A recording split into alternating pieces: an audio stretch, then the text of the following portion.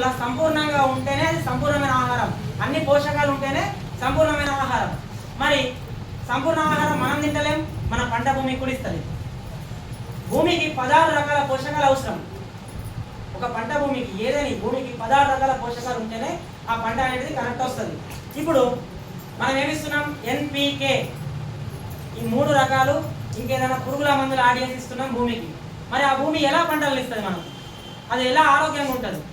ఉండదు కదా. అట్లా ఈ నానోటెక్ ఇవ్వడం వల్ల 16 రకాల పోషకాలు మనం భూమికి అందించడం వల్ల అవుతాం. తద్వారా భూమి అనేది సారవంతంగా తయారవుతుంది. ఇంకా గ్రేట్ ఎగ్జాంపుల్ ఏంటంటే చౌడు భూమిని కూడా సారవంతం చేయొచ్చు.